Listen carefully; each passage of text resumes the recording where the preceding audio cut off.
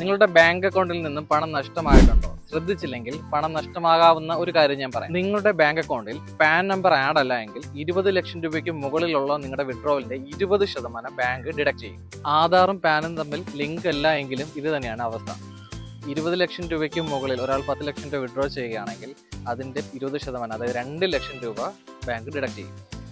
പാനും ആധാറും ലിങ്കാണ്. പക്ഷേ കഴിഞ്ഞ 3 വർഷത്തെ ITR ഒരാൾ ഫയൽ ചെയ്തില്ല എങ്കിൽ അയാളുടെ 20 ലക്ഷം രൂപയ്ക്ക് മുകളിലുള്ള വിഡ്രോവലിൽ 2% TDS ഡിഡക്ട് ചെയ്യും.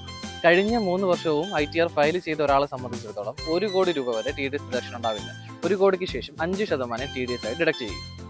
അതുകൊണ്ട് എല്ലാവരും നിർബന്ധമായും ഇൻകം ടാക്സ് റിട്ടേൺ ഫയൽ ചെയ്യുക. നിങ്ങൾക്ക് ടാക്സ് പേയബിൾ വരുന്നില്ല എങ്കിലും ഇതെപ്പോഴാണ് ബുദ്ധിമുട്ടാവുന്നതെന്ന് ഞാൻ പറയാം. ഇപ്പോൾ നമ്മളൊരു ലോൺ എടുക്കുകയാണ്, അല്ലെങ്കിൽ ഒരു ഫ്രണ്ട്സിൻ്റെ കയ്യിൽ നിന്നോ റിലേറ്റീവ്സിൻ്റെ കയ്യിൽ നിന്നോ കുറച്ച് കടം നമ്മൾ വാങ്ങുകയാണ്. എന്നിട്ട് നമ്മുടെ ആവശ്യത്തിന് വേണ്ടി വിഡ്രോ ചെയ്യുന്ന സമയത്ത് നമ്മുടെ ബാങ്ക് അക്കൗണ്ടിൽ നിന്ന് ക്യാഷ് അപ്രത്യക്ഷമാകും.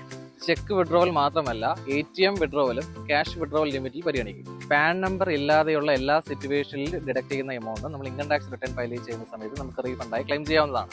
ഇപ്പോൾ ഇൻകം ടാക്സ് റിട്ടേൺ ഫയലിങ്ങിനും കൺസൾട്ടിങ്ങിനും വേണ്ടി നിങ്ങൾക്ക് ഞങ്ങളെ കോൺടാക്ട് ചെയ്യാവുന്നതാണ്.